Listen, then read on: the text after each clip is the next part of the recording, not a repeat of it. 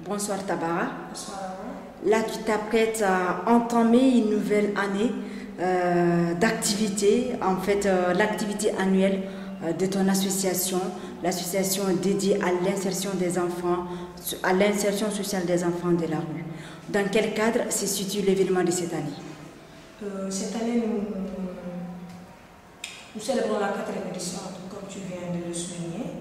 Et c'est vrai que les années passent vite. On a débuté avec pas mal de problèmes financiers et matériels. Mais cette année aussi, c'est le même cas. Mais je peux dire que nous avons innové par rapport aux activités passées.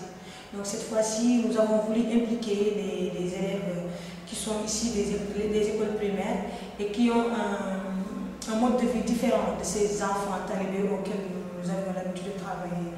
C'est-à-dire que cette année, nous avons décentralisé un peu nos activités vers les écoles publiques et nous avons organisé avec eux des journées de sensibilisation et d'action sociale en faveur de l'enfance. Ce sont des journées où on a parlé de protection de l'environnement, de droits de l'enfant et de la citoyenneté. Parce que nous avons vu que ces matières ne sont pas très bien expliquées à ces enfants qui sont dans les écoles primaires.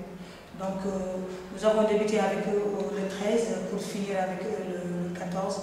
Et nous continuons à organiser une conférence dans ce sens le 15 juin, mais bon, vu nos faibles moyens, nous avons voulu reporter cette activité pour une date ultérieure. Voilà, c'est la 4e fois que vous organisez l'activité. En quoi l'activité de cette année est différente de celle des autres années? Cette activité est différente des autres années de par, comme je viens de l'expliquer, l'implication des écoles publiques et privées et à qui on a voulu faire connaître un peu le quotidien des enfants talibés, à qui on a voulu quand même demander leur idée par rapport aux droits de l'enfant, leur idée par rapport à la protection de l'environnement, leur idée par rapport à la citoyenneté. Et tout ça, nous l'avons fait dans un cadre culturel, dans un cadre de divertissement. Et nous avons fait venir un conteur, d'ailleurs je le cite, Yahya Oulrajel, qui a bien voulu préparer spécialement un contenu destiné à cette petite enfance-là pour pouvoir égayer son sens par rapport à ces aspects-là que nous venons de citer. Et aussi, nous avons pu mobiliser quand même un groupe de jeunes bénévoles, ce qui n'était pas le cas l'année passée, qui se sont impliqués avec nous dans le processus de développement de ce projet. Et spécialement, il y a Meta, un jeune rappeur, acteur social en même temps, qui s'est impliqué aussi davantage dans ce projet et qui m'a vraiment soutenu pour essayer d'innover par rapport aux autres années, en apportant un peu plus de son savoir par rapport à ces aspects-là que je viens de vous citer. Justement, comment se porte, selon vous, selon les cadres de ton association, quelle est la situation aujourd'hui des enfants de la rue? La situation des enfants de la rue, je peux dire qu'elle n'a pas évolué depuis notre début, dans notre début d'engagement par rapport à nos objectifs. Parce que j'aurais dit que ça a évolué si je me réveillais et que je ne rencontrais pas un enfant talibé. J'aurais dit que ça a évolué si je me réveillais et que j'aurais entendu que les pouvoirs ont pris des décisions par rapport à cette problématique.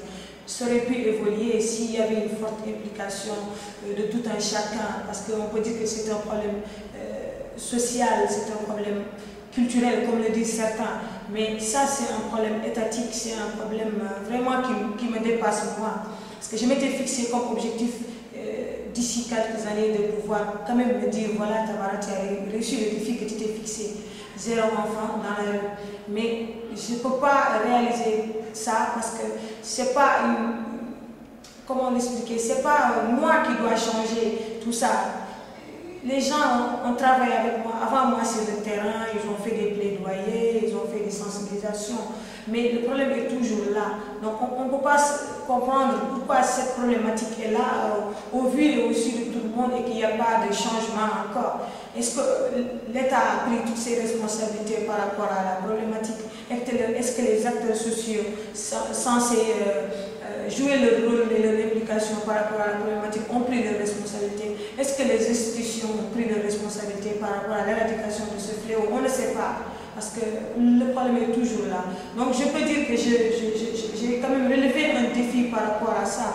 C'est parce que j'essaie de les impliquer dans des activités auxquelles ils n'étaient pas habitués. J'essaie de les guider en les sensibilisant par rapport à plein d'enjeux, plein de choses qui quand même détruisent actuellement notre société. Et moi, je ne cesserai de crier. Je vais crier si je peux crier tout de suite là pour me faire entendre, pour que ça cesse, parce que c'est des enfants et qui ont des droits à être respectés.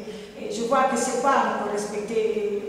On est au XXIe siècle. Si on signe toutes les conventions, si on ratifie tout ceci, alors que toujours il y a ces enfants qui sont dans la rue et que leurs droits ne sont pas respectés, je peux dire que j'ai encore rien fait sur le terrain et je n'ai pas atteint mes objectifs et c'est ça qui me craint. Justement, au niveau personnel, quels sont les résultats que tu as eu à réaliser que tu considères comme étant des pas en avant? Bon, à mon niveau personnel, je peux dire que j'ai réalisé un grand pas dans ce milieu social parce que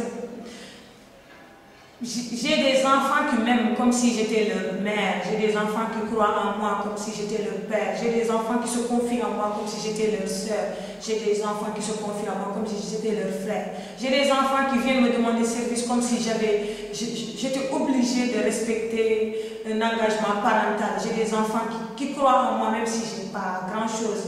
Ils viennent chez moi pour manger, ils viennent chez moi pour me demander à se laver, ils viennent chez moi pour se soigner. Je n'ai pas été formée, moi, dans tous ces aspects-là de la vie. Mais j'ai un amour à donner à l'enfance. Et rien que de voir un enfant sourire, déjà, me fait plaisir. J'ai des petites filles qui viennent jouer chez moi, et si elles viennent, c'est moi qui les demande. Parce que pour moi, on est être humain, on a un devoir envers la société. On ne peut pas être aveugle, on ne peut pas fermer les yeux par rapport à cette problématique d'enfants.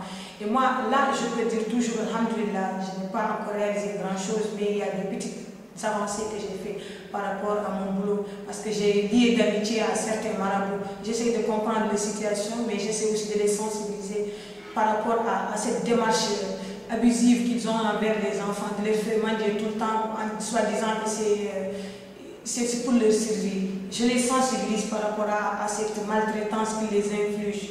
Aux enfants, je parle de certaines choses qui sont un peu sensibles, par exemple de la délinquance juvénile, de plein de mots de société, oui, qu'ils ne connaissent pas. Ils n'ont jamais reçu d'éducation. Alors moi, j'essaie d'être la mère, j'essaie d'être le père, j'essaie d'être le frère. Et je peux dire qu'aujourd'hui, j'ai réussi quand même un pas par rapport à ça. Parce qu'un enfant derrière, nous savons tous que c'est un enfant qui n'a jamais reçu d'éducation et qui n'écoute personne.